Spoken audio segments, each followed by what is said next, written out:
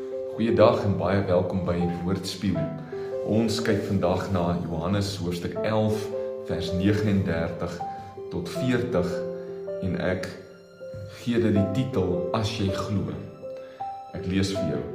Jesus sê toe, rol die klip weg. Maar Martha, Lazarus se suster, sê vir Jesus, meneer, hy ruik al seker alreeds, want dit is al die 4de dag. Jesus sê toe vir haar, het ek nie vir jou gesê dat as jy glo, jy die heerlikheid van God sal sien nie. Jesus staan voor die graf van Lazarus. Dit is al die 4de dag na sy dood. Die Jode het geglo dat 'n persoon se gees nog so 3 dae rondom die liggaam bly voordat dit na die doderyk toe gaan. So in hulle oë was Lazarus nou behoorlik dood. En daar was geen meer lewe in hom nie. Maar Jesus beveel die mense om die graf oop te rol, oop te maak. Martha wil nog protesteer, maar Jesus sê vir haar, as jy glo, sal jy die heerlikheid van God sien. Ek staan soms voor uitdagings, jy staan soms voor uitdagings, voor situasies, voor omstandighede wat behoorlik dood lyk.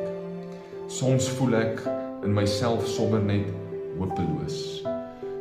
Dit voel al en dit lyk al soos 4 dae later, 4 dae na die dood, behoorlik dood.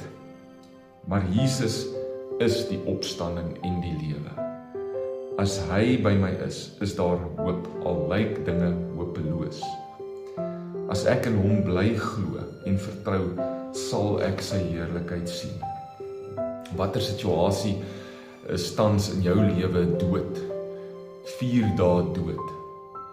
Jesus sê vandag vir jou, as jy bly glo, is daar hoop. Kan ons vertroue in Jesus bly plaas, en ons oë op hom gefokus en gefestig hou? Kan ons glo dat hy die onmoontlike kan doen? Ons glo nie in geloof, dat ons geloof so wonderlik sterk is nie. Ons glo nie omdat daar enigiets in die situasie is wat vir ons enigstens lyk asof dit hoopvol is nie. Ons glo omdat ons weet wie God is. En ons ken hom en ons weet wat hy kan doen. Daarom bly ons glo. En dan sê Jesus, ons sal die heerlikheid, sy heerlikheid sien. So kom ons glo vandag en vertrou vandag rondom ons situasies wat al dood lyk.